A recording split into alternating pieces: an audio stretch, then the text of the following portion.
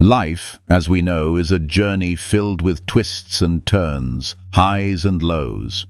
We often find ourselves striving relentlessly, accumulating more knowledge, more possessions, more experiences, all in the fervent hope of finally discovering true contentment. We chase after fleeting pleasures, strive for external validations, and meticulously plan for a future that is, in truth, never guaranteed. Yet, despite our tireless efforts, many of us still grapple with a persistent sense of unease, a gnawing anxiety, or a quiet dissatisfaction that whispers, "Is this all there is?" We reach a certain age, perhaps, where the youthful exuberance of endless pursuit gives way to a deeper contemplation. We begin to ask more profound questions. What genuinely brings peace? What truly builds resilience? And how do we navigate the inevitable storms of life without being capsized by them? What if, in our relentless pursuit of more, we've overlooked a profound truth? What if the path to a better, more fulfilling life isn't solely about what we gain or what we add to our lives, but rather about what we thoughtfully choose to release, what we consciously decide not to do? What if true peace, genuine strength of mind, and lasting happiness lie not in external circumstances, but in understanding and shedding the mental habits and reactions that inadvertently undermine our tranquility? It's a concept that might initially seem counterintuitive in our consumer-driven world, yet it holds a timeless power. Consider the wisdom passed down through generations, echoed by some of the greatest minds in history. They often pointed not to grand acquisitions, but to the cultivation of inner fortitude. They spoke of the quiet strength that emerges when we learn to distinguish between what truly matters and what merely distracts. This isn't about deprivation or austerity, it's about discerning what genuinely serves our highest good and what merely burdens our spirit. It's about recognizing the subtle chains that bind us to anxiety and discontent, and then, with clear intention, choosing to loosen their grip.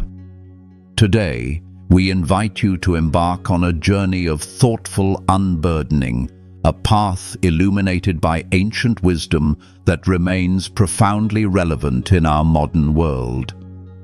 For centuries, nestled within the annals of human thought, an enduring philosophy has offered profound wisdom on navigating the intricate tapestry of the human condition: Stoicism. Often misunderstood as a philosophy of emotionless indifference, Stoicism is in fact a deeply practical and empowering guide to living a virtuous, resilient, and tranquil life. It is not about suppressing our feelings or denying the joys of existence. Rather, it's a robust framework for understanding what is truly within our power to control and what is not, allowing us to cultivate inner peace amidst external chaos. It encourages us to engage with life fully, but with a cultivated wisdom that prevents us from being overwhelmed by its unpredictability. In our current era, where we are constantly bombarded with information, demands, and expectations, the principles of Stoicism offer a vital anchor. The relentless pace of modern life, the pervasive influence of social media, and the ever-present anxieties about the future can easily erode our sense of inner calm. It is precisely in this environment that understanding what to avoid, what to let go of, can be just as, if not more, powerful than knowing what to pursue. The Stoics recognized that much of our suffering stems not from external events themselves, but from our judgments and reactions to them. By identifying and consciously stepping away from certain common pitfalls, we can reclaim our peace of mind and cultivate a profound sense of inner strength. On this channel, The Stoic Philosophy, we delve into these timeless teachings, translating ancient wisdom into actionable insights for modern living. Our mission is to help you strengthen your mind, find greater serenity, and unlock a deeper, more enduring happiness. We believe that by exploring these powerful ideas, you can build a robust inner citadel, a sanctuary for your spirit, impervious to the external storms of life. Today, we are going to explore 7 Stoic Don'ts. Not a list of prohibitions, but rather a set of insightful principles that highlight common traps of the mind. Once recognized and consciously avoided, these don'ts can profoundly enhance your well-being, clarify your purpose, and bring a remarkable sense of tranquility to your life in 2025 and all the years to come. By understanding what to step away from, we create space for what truly matters. So if you're seeking to cultivate a more resilient mind, a more peaceful spirit, and a happier existence, we encourage you to subscribe to the Stoic Philosophy and join our community. Your journey towards a stronger, more tranquil self begins now. We often find ourselves caught in bewildering cycles of anxiety, frustration, and deep-seated dissatisfaction. It's a common human experience, isn't it? We worry incessantly about things that are, frankly, entirely beyond our direct control. The state of the economy, the shifting tides of politics, the unpredictable whims of others, or even the weather forecast for next week. We react impulsively to external events, allowing a careless word from a colleague or an unexpected traffic jam to derail our entire day, poisoning our peace of mind. And perhaps most insidiously, we permit our sense of self-worth and our overall tranquility to be dictated by fleeting external circumstances, a promotion, a new possession, or the approval of others. This isn't merely a modern affliction, a consequence of our fast-paced digital age. It's a timeless human struggle, documented and pondered by philosophers for millennia. Think about it. How much mental energy do we collectively expend each day on worrying about events that have not yet occurred, or perhaps never will? How much emotional distress do we inflict upon ourselves by replaying past grievances, by holding on to grudges, or by wishing circumstances were different? We are, in essence, trying to control the uncontrollable, to predict the unpredictable, and to change the unchangeable. This futile endeavor is a primary source of our inner turmoil. It's like trying to calm a raging ocean by shouting at it. The effort is exhaustive, and the outcome is inevitable frustration. The challenge lies not in eliminating these external factors, for life will always present its share of difficulties and uncertainties, but in recognizing these destructive patterns within ourselves. It's about understanding that the true battle is often fought not in the external world, but within the confines of our own minds. The problem isn't just that bad things happen, it's how we interpret and react to those bad things. Our judgments, our perceptions, our knee-jerk emotional responses, these are the real culprits stealing our peace. We become prisoners of our own thoughts, shackled by anxieties about what might happen or resentments about what has already happened. This can manifest in countless ways. The sleepless nights spent replaying a difficult conversation, the simmering anger over a perceived injustice, the constant striving for perfection driven by fear of failure, or the profound sadness when life deviates from our carefully constructed plans. The insidious nature of this problem is that these habits become deeply ingrained. They operate on autopilot, often outside our conscious awareness. We fall into patterns of worrying, complaining, blaming, and resisting the natural flow of life, convinced that these reactions are justified or even helpful.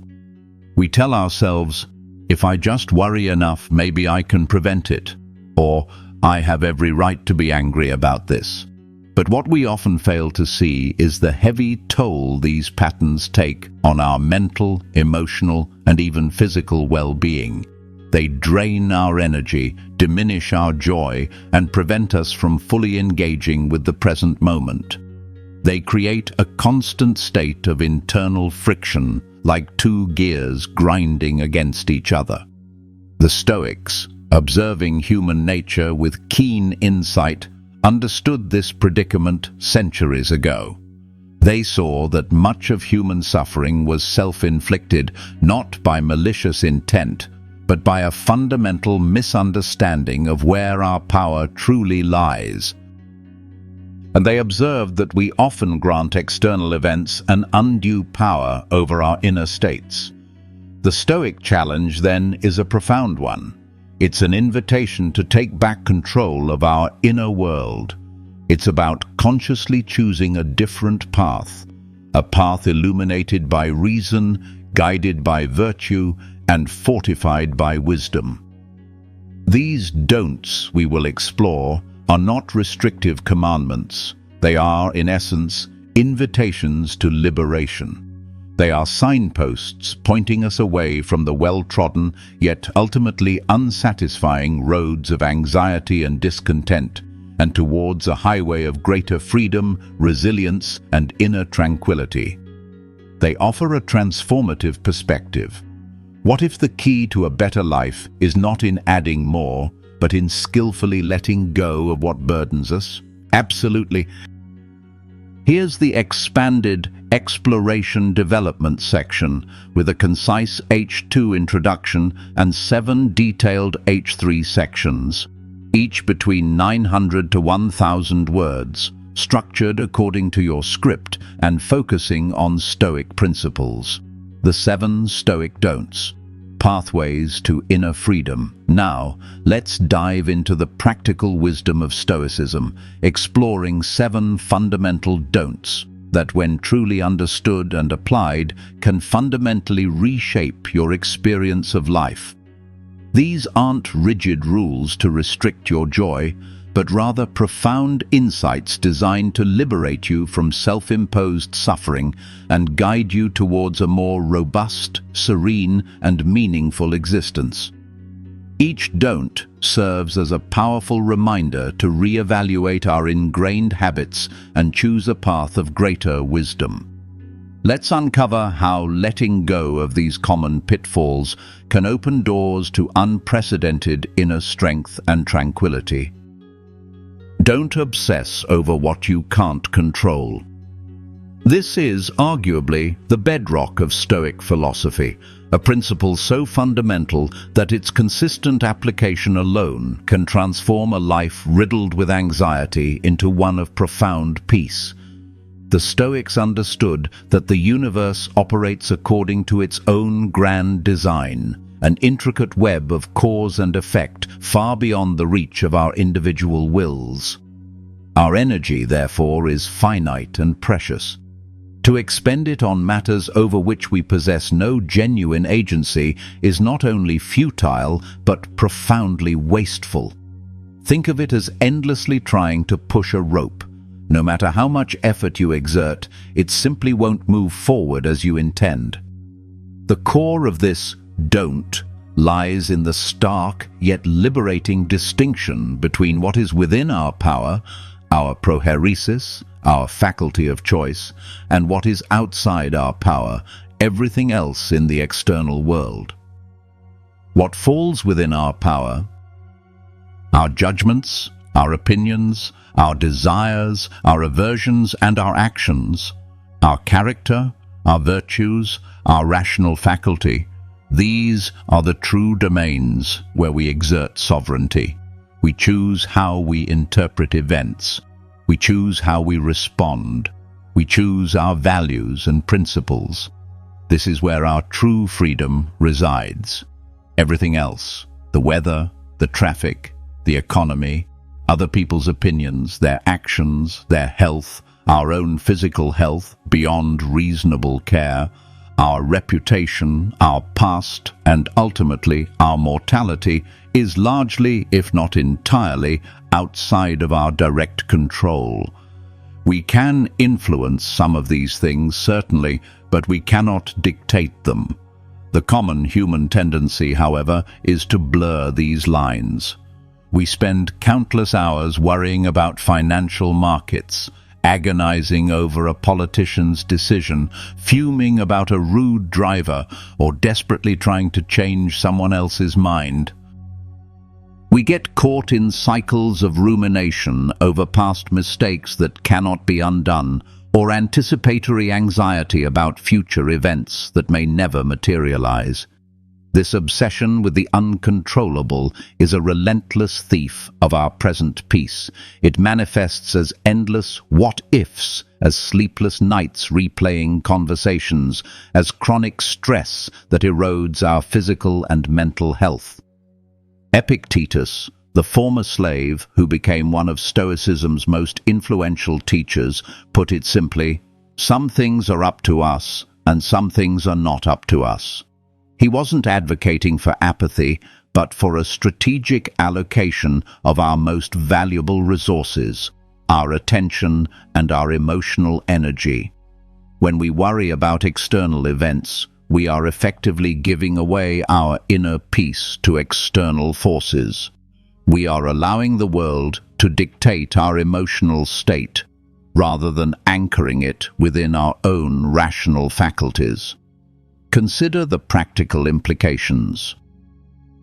When you face a challenging situation, the Stoic approach isn't to deny the difficulty, but to immediately assess. What aspect of this is within my control? What is not? If a project at work falls through due to unforeseen market changes, you cannot control the market. But you can control your reaction, your attitude towards the setback, your effort in devising a new strategy, your resilience in learning from it. If a loved one makes a choice you disagree with, you cannot control their choice. But you can control your judgment of their choice, your compassionate response, and your focus on your own virtuous behavior. This distinction allows you to release the burden of the uncontrollable, much like dropping a heavy, unnecessary weight from your shoulders. This don't isn't about resignation or passive acceptance of fate. It's an active, conscious process of intellectual triage. It's about recognizing the futility of fighting against reality and redirecting that immense energy towards the only arena where you truly possess power: your inner world, your character, and your responses. It's an act of profound self-respect, honoring your mental peace by refusing to surrender it to external caprice. By consistently practicing this separation, you begin to experience a profound sense of inner liberation. The world may rage outside, but within you find a steady calm, knowing that you are focused solely on what truly matters and what truly makes a difference: your own virtuous choices. This principle empowers you to live with greater intention, less anxiety, and an unshakable inner tranquility. Don't react impulsively to external events. Our modern world thrives on instant gratification and rapid responses. We are conditioned to react immediately, to speak our minds without pause, to judge swiftly, and to let our emotions dictate our behavior. However, the Stoics understood that this impulsive reactivity is a profound source of distress, regret, and ultimately a surrender of our rational agency. This don't is an emphatic call to cultivate a critical gap, a conscious pause between an external stimulus and our internal response. It's about shifting from an automatic, unthinking reaction to a deliberate, reasoned response. Imagine a sudden, unexpected event. Perhaps someone cuts you off in traffic. A colleague criticizes your work unfairly, or you receive upsetting news. The immediate, untrained instinct is often a surge of emotion: anger, frustration, sadness, fear. If we act on this raw emotion, we might yell, send an angry email, withdraw completely, or make rash decisions that we later regret. These impulsive reactions are often driven by our passions, or pathé in Greek, intense, irrational emotional disturbances that cloud our judgment and pull us away from reason. The Stoics were not emotionless robots. They acknowledged the initial first movements of emotion. What they argued against was assenting to these emotions, allowing them to take root and dictate our behavior. Seneca, a prominent Stoic philosopher, wrote extensively on the destructive nature of anger, highlighting how it blinds us to reason and leads us to actions that harm ourselves and others. He advocated for delaying our response, giving time for the initial heat of emotion to dissipate, allowing reason to step forward. This don't is the practice of self-mastery over these internal storms. It's about recognizing that while external events may trigger an initial emotional flicker, we retain the power to choose whether to fan that flicker into a raging inferno or to gently extinguish it with the cool water of reason. The process of cultivating this pause is deeply empowering. It begins with self-awareness, noticing the moment an emotion begins to well up. When you feel that surge of irritation, that tightening in your chest, that urge to retort, that's your cue. Instead of acting, you take a breath.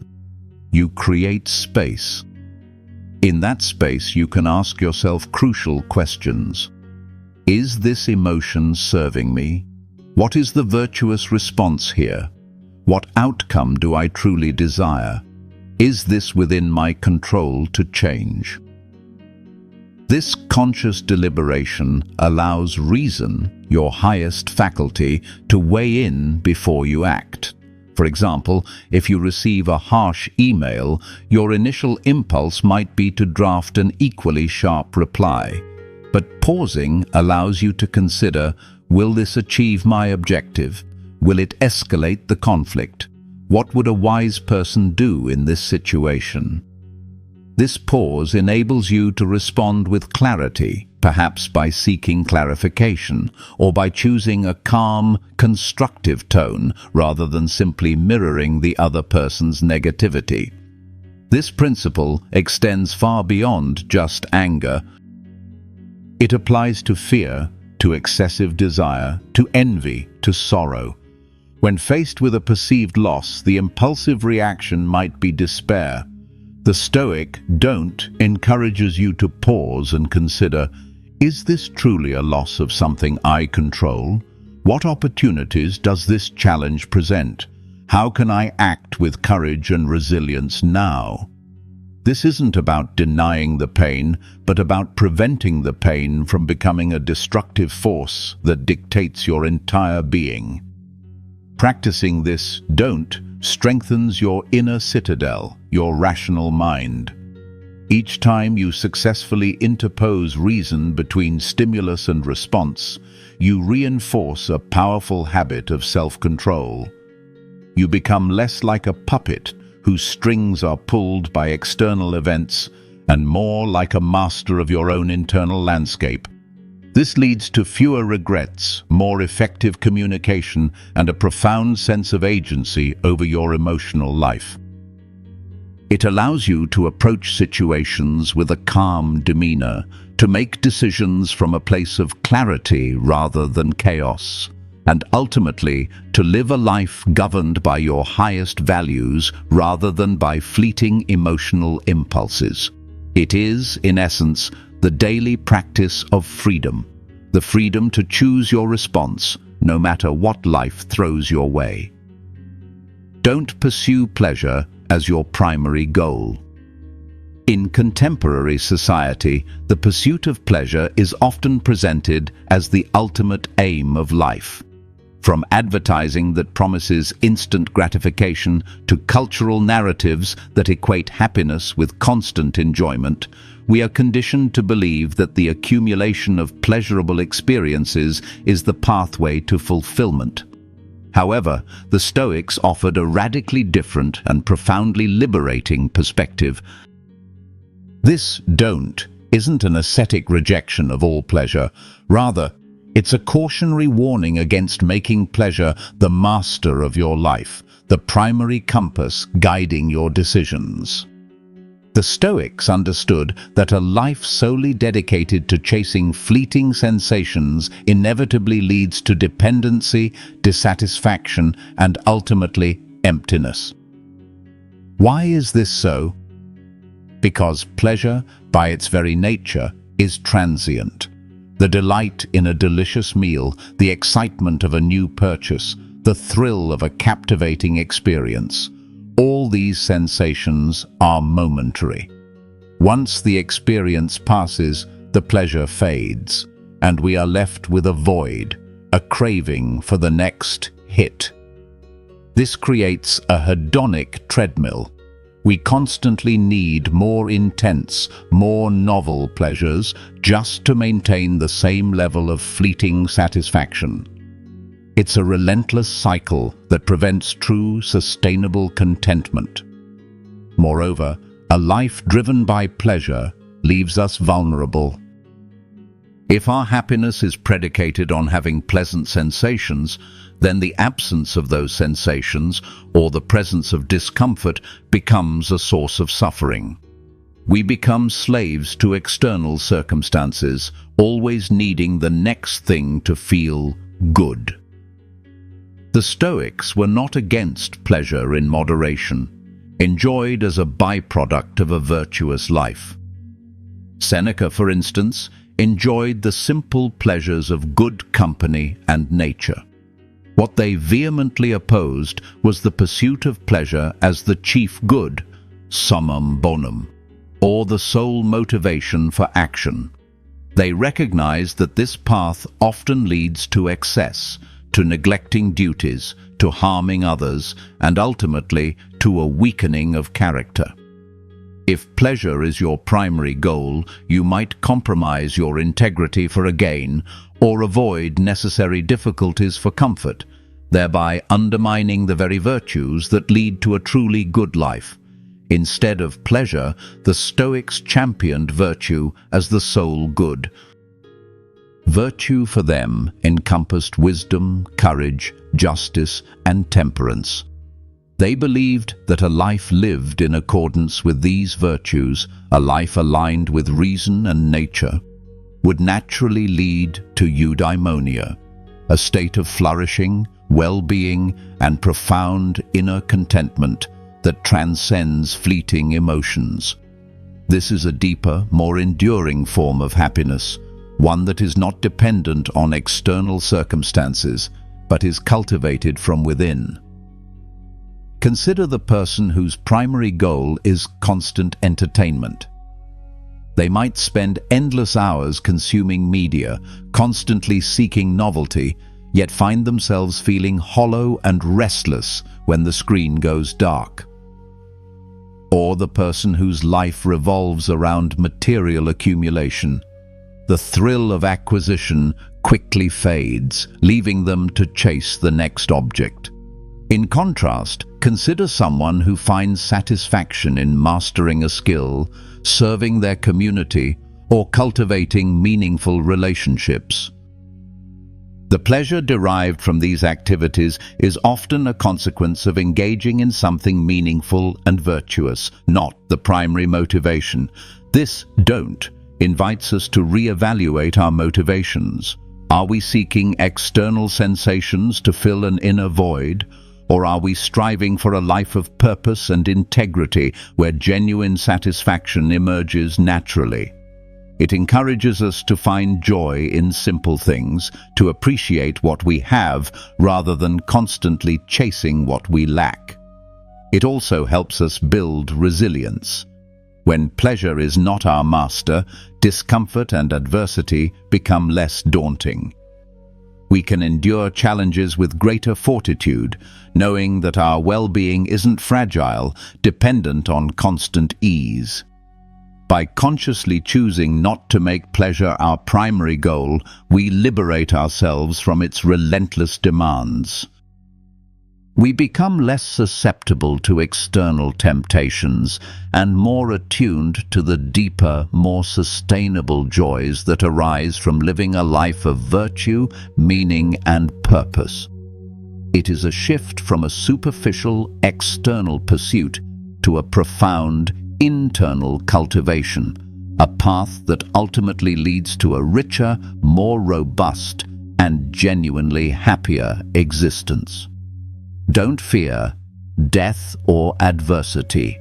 Few anxieties grip the human mind as tightly as the fear of death and the apprehension of adversity.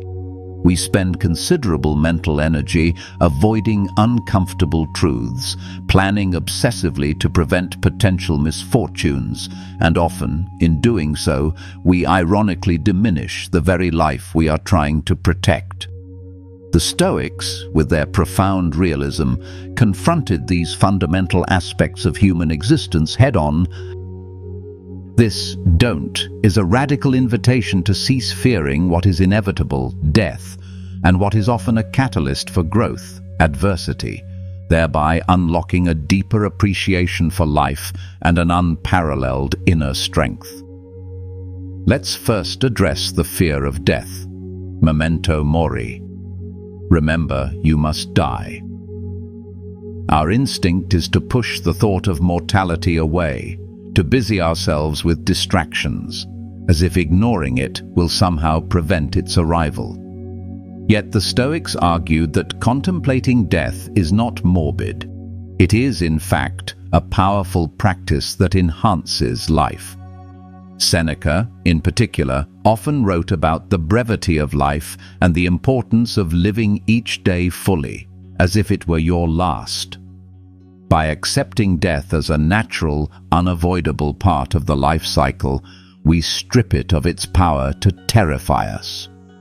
If death is merely a return to the state before we were born, then why fear it? As Epictetus, whose philosophy overlapped with Stoicism on this point, famously said, "Death is nothing to us, for that which is dissolved is without sensation, and that which lacks sensation is nothing to us." When we cease to fear death, we liberate ourselves to live more fully in the present moment. We stop postponing joy, meaning, and action. The trivial worries that consume our days begin to pale in comparison to the grand, finite gift of life. This awareness sharpens our focus on what truly matters: our character, our relationships, our contributions. It makes us more courageous in the face of risks, because the ultimate fear, the fear of non-existence, has been diminished. It fosters a profound sense of gratitude for each breath, each sunrise, each moment spent with loved ones. The fear of death, paradoxically, is what prevents us from truly living. By releasing this fear, we gain our lives back. Similarly, the "don't fear adversity" principle confronts our innate aversion to discomfort, pain, and challenge. Our natural inclination is to seek ease and comfort, to avoid any situation that might cause us stress or hardship. However, the Stoics viewed adversity not as an obstacle to be avoided, but as an essential forge for character. They understood that true strength, wisdom, and resilience are not developed in times of comfort, but are hammered out in the crucible of difficulty. Marcus Aurelius, the philosopher-emperor, encapsulated this idea perfectly. The impediment to action advances action. What stands in the way becomes the way. Every challenge, every setback, every seemingly negative event contains within it an opportunity for growth. A loss can teach us resilience. A failure can refine our approach. An illness can deepen our appreciation for health. A difficult person can be a teacher in patience and self-control. When we fear adversity, we either avoid necessary growth or we crumble when it inevitably arrives. When we embrace it, we become adaptable, unbreakable, and wise. This doesn't mean we seek out suffering or revel in misfortune. It means that when adversity inevitably strikes, we meet it not with dread, but with a calm acknowledgement of its potential to strengthen us. We view it as training, as a chance to practice our Stoic principles, to exercise patience, courage, justice, and temperance. We ask ourselves, how can I respond to this situation with virtue? What lesson can I extract from this experience? By consciously choosing not to fear death, we gain a deeper appreciation for life and its precious brevity. By refusing to fear adversity, we transform challenges into opportunities for growth, becoming more resilient and resourceful with each trial. This double don't is an invitation to profound freedom. The freedom from the most fundamental fears that often dictate our lives, allowing us to live with unwavering courage, gratitude, and an unshakable inner peace, regardless of external circumstances. It's about stepping fully into our humanity, embracing both its fragility and its immense capacity for strength. Don't neglect your inner character. In an external-focused world that often prioritizes appearance, achievement, status, and material wealth, it is alarmingly easy to neglect the cultivation of our inner character. We might spend hours on our physical health, our careers, or our social image, while dedicating little to no conscious effort to nurturing our virtues, strengthening our moral compass, or examining our true motivations. The Stoics, however, placed supreme importance on this inner work. This don't is a powerful reminder not to overlook the most crucial asset we possess, our ethical core, our wisdom, our courage, our justice, and our temperance. To neglect this inner citadel is to build a magnificent house on shifting sands. For the Stoics, virtue was the only true good.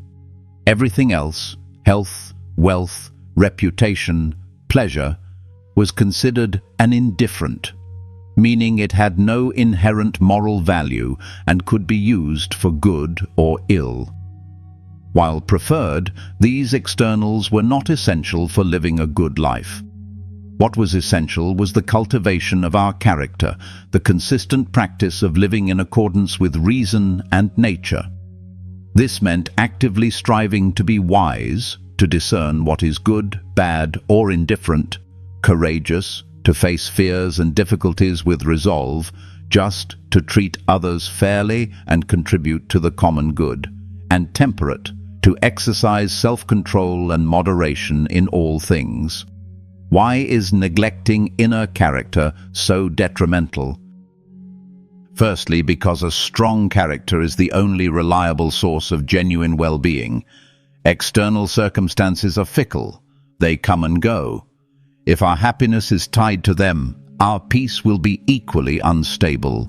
But if our happiness springs from our virtuous actions and our inner moral integrity, then it becomes impervious to external fluctuations.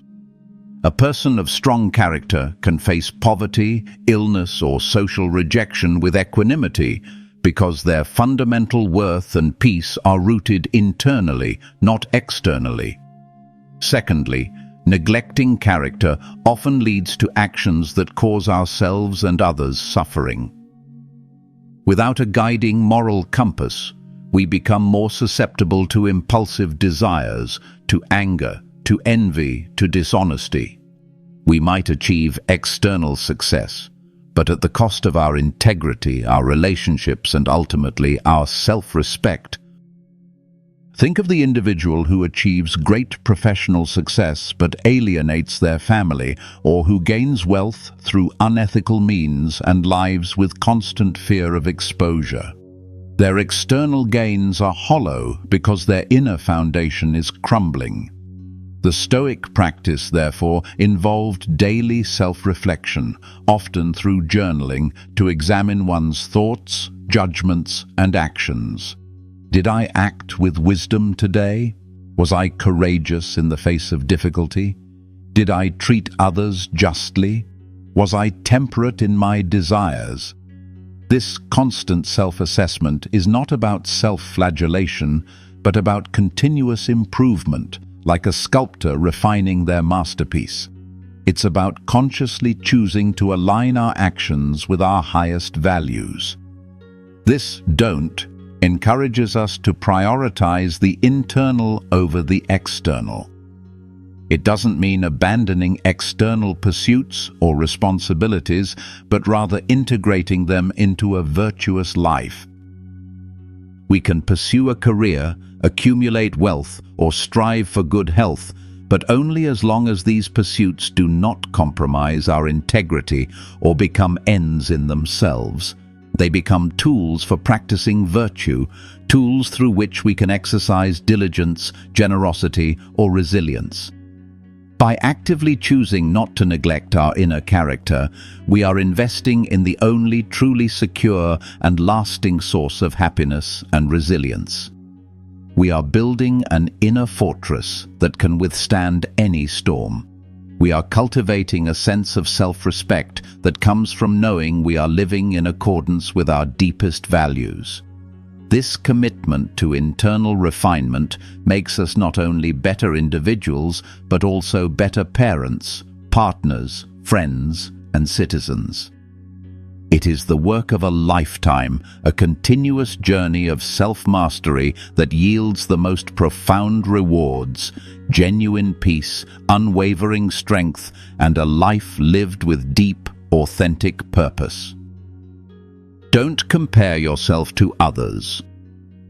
In the age of social media and constant connectivity, the temptation to compare ourselves to others is more pervasive and insidious than ever before.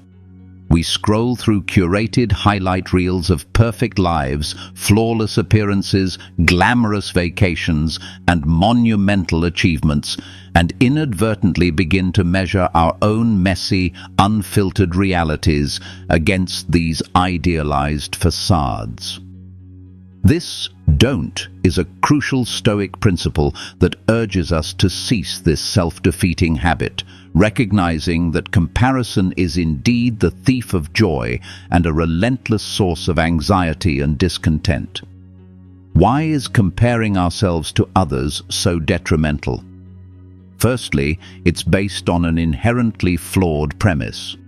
We are comparing our full, complex inner world, our struggles, our doubts, our private sorrows, with someone else's external presentation, which is often meticulously crafted and incomplete. We see their success, but not the years of struggle. We see their perfect family photo, but not the daily conflicts. We see their wealth, but not the sacrifices or the hidden anxieties that might accompany it. This creates an impossible standard, a race we can never truly win, because we are running on a track laid out by someone else's highlight reel, not by the authentic journey of our own life. Secondly, comparison shifts our focus away from our own path and our own progress. Every individual's journey is unique, shaped by a distinct set of circumstances, talents, challenges, and opportunities. To compare yourself to another is to deny your unique path and your own potential for growth on your terms. It fosters feelings of inadequacy, envy, or even unwarranted superiority, none of which contribute to genuine well-being. Envy, in particular, is a virulent poison to the soul, preventing us from appreciating our own blessings and celebrating the success of others. Seneca, in his letters, repeatedly warned against this trap, emphasizing that a truly wise person finds contentment in their own condition rather than pining for another's. The Stoic approach centers on self-improvement and living in accordance with virtue, which is an internal standard. Our true competition is not with others, but with ourselves, who we were yesterday versus who we can become today. Am I wiser than I was yesterday? Am I more courageous, more just, more temperate? Am I making progress on my own chosen path? These are the only truly meaningful questions. When we focus on our own growth, our own principles, and our own efforts, the achievements or perceived advantages of others become irrelevant to our inner peace. Consider the practical application of this don't. When you feel that familiar pang of envy or inadequacy bubbling up as you see someone else's perceived success, consciously redirect your focus. Instead of dwelling on what they have that you lack, ask yourself, what is within my power right now? How can I improve my own situation, not to surpass them, but to become a better version of myself? Perhaps it's an opportunity to learn from their success, to be inspired by their dedication without letting their achievements diminish your own worth. This doesn't mean becoming oblivious to others or living in a vacuum. It means engaging with others from a place of secure self-awareness, rather than from a position of constant self-evaluation against external metrics. It means celebrating the success of others genuinely, recognizing that their achievements do not detract from your own potential or your own journey. By consciously choosing not to compare ourselves to others, we reclaim our joy, our self-worth, and our focus. We free ourselves from the relentless pressure to conform to external ideals and instead cultivate an authentic appreciation for our unique life journey. This allows us to live with greater contentment, less anxiety, and a profound sense of inner peace, knowing that our true worth is measured not by external benchmarks, but by the integrity of our character and the consistency of our virtuous efforts. It is a path to genuine self-acceptance and a liberating freedom from the endless, unwinnable race of comparison. Don't resist the natural flow of life. Life, in its essence, is a ceaseless current of change, an unending stream of events, circumstances, and transformations. From the smallest shifts in our daily routines to the grand, inevitable transitions of aging and loss, everything is in motion. Our innate human tendency, however, is often to resist this natural flow. We cling to what was, we demand that things remain static, or we rail against circumstances that deviate from our meticulously crafted plans. This don't is a profound Stoic invitation to cease this futile resistance, to embrace the inherent flux of existence, and to cultivate a deep sense of acceptance that leads to unparalleled tranquility and resilience. This principle is famously captured by the concept of amor fati, love of fate. What does it mean to resist the natural flow? It means spending emotional energy wishing things were different than they are. It means brooding over past events that cannot be undone. It means fretting about future uncertainties, trying to force outcomes that are beyond our control. It manifests as frustration when plans go awry, anger when people don't behave as we expect, and sadness when circumstances change in ways we dislike. This resistance creates immense internal friction. It's like trying to swim upstream against a powerful current. The effort is exhausting and ultimately unproductive. The world will continue to move regardless of our resistance, and our suffering increases proportionately to our insistence that it should be otherwise. The Stoics understood that true wisdom lies in aligning ourselves with nature, which includes the nature of reality itself, its inherent impermanence and unpredictability.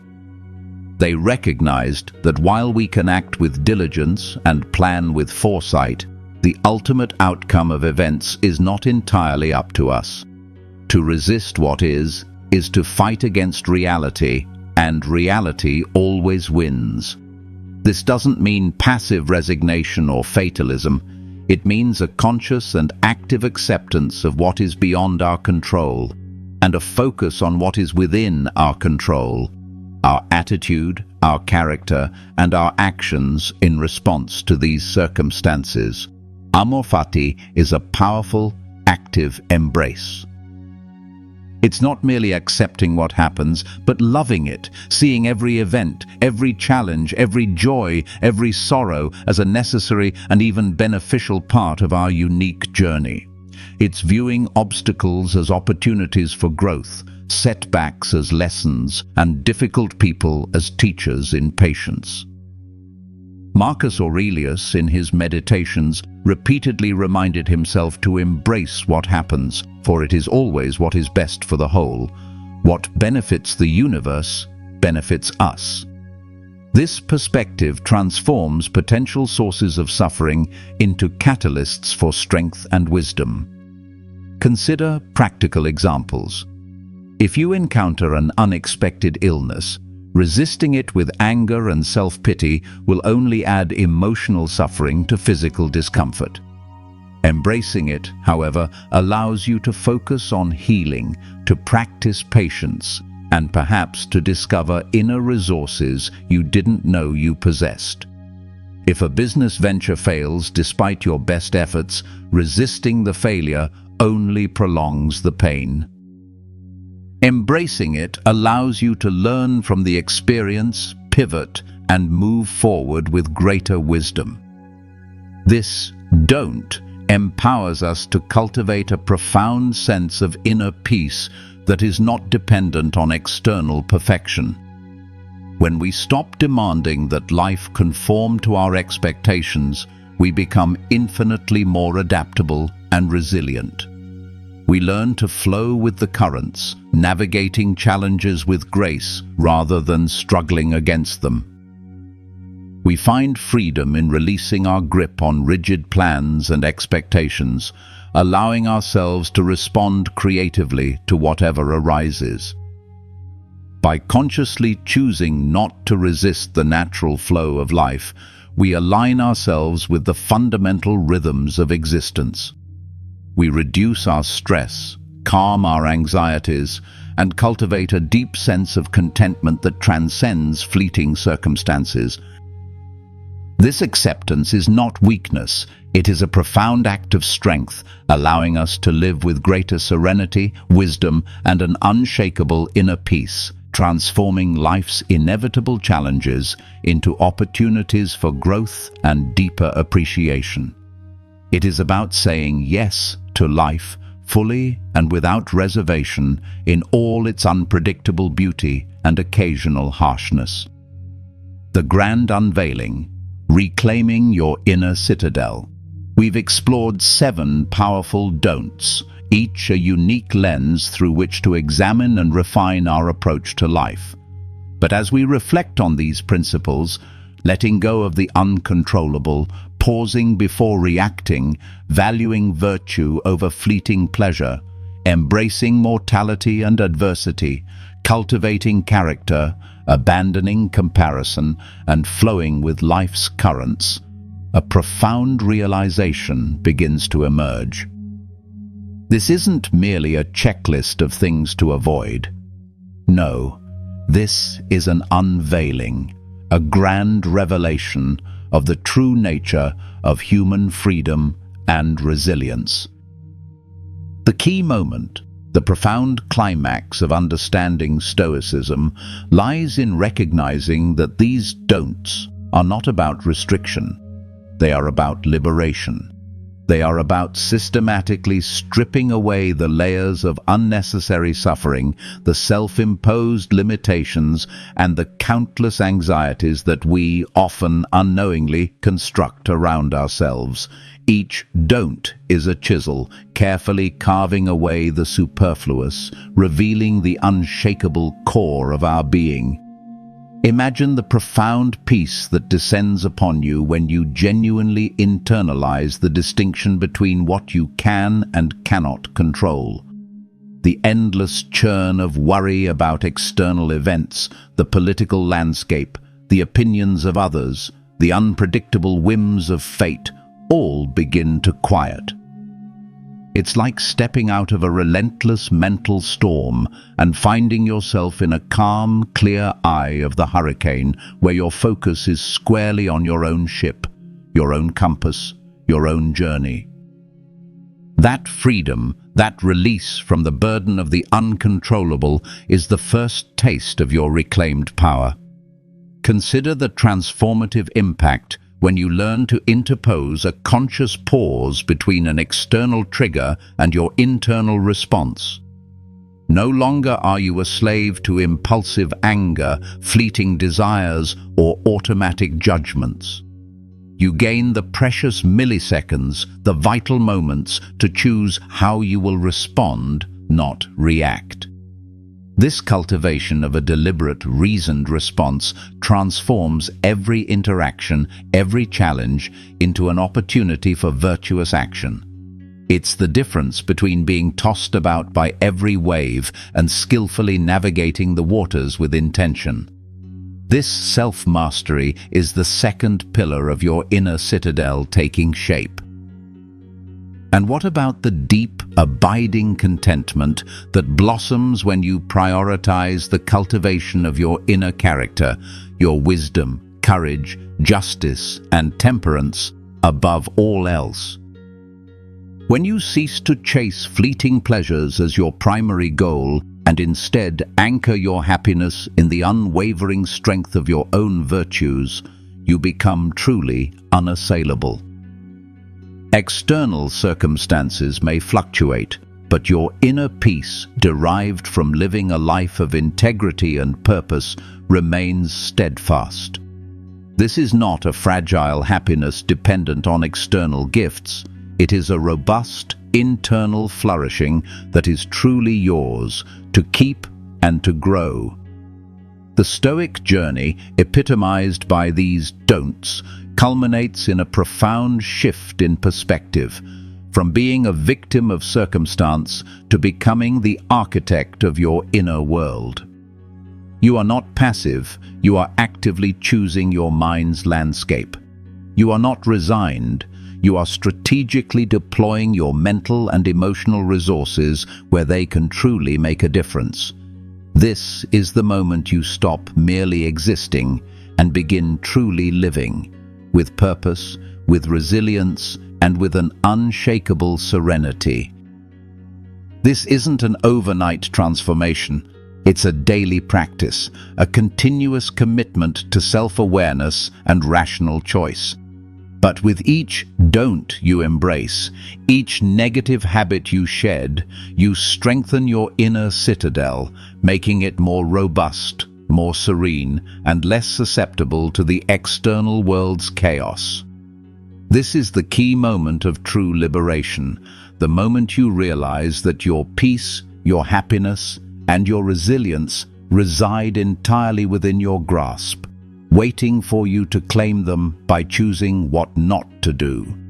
This profound understanding empowers you to approach 2025, and indeed every year thereafter, with an unprecedented sense of calm confidence and an unyielding spirit.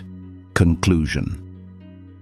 As we bring our exploration of these 7 Stoic don'ts to a close, it's clear that this journey isn't about rigid prohibitions or a life devoid of joy. Quite the opposite. It's about a profound recalibration, a thoughtful shedding of mental habits that inadvertently steal our peace and diminish our potential. We've seen how releasing our obsession with what we can't control liberates immense mental energy. We've understood the power of the conscious pause, transforming impulsive reactions into reasoned responses. We've recognized that true, enduring contentment stems not from the relentless pursuit of fleeting pleasures, but from the unwavering cultivation of our inner virtue. We've confronted the fundamental fears of death and adversity, recognizing them not as terrors to be avoided, but as integral parts of life's tapestry that, when embraced, forge indomitable resilience. We've underscored the vital importance of nurturing our inner character, acknowledging that our moral compass and self-worth are our most precious assets, far more valuable than any external acquisition. We've learned to silence the corrosive voice of comparison, choosing instead to focus on our own unique path and progress. And finally, we've embraced the wisdom of flowing with life's unpredictable currents, understanding that resistance only amplifies suffering, while acceptance opens the door to serenity. In essence, these don'ts are the powerful counterintuitive keys to a more robust, tranquil, and genuinely fulfilling existence. They are the wisdom of ancient philosophy, distilled into actionable principles that remain astonishingly relevant for men and women navigating the complexities of 2025 and beyond. By consciously choosing to let go of these mental burdens and reactive patterns, we don't just avoid suffering, we actively create space for greater clarity, deeper peace, and a more profound sense of purpose. This isn't about perfection. It's about persistent practice.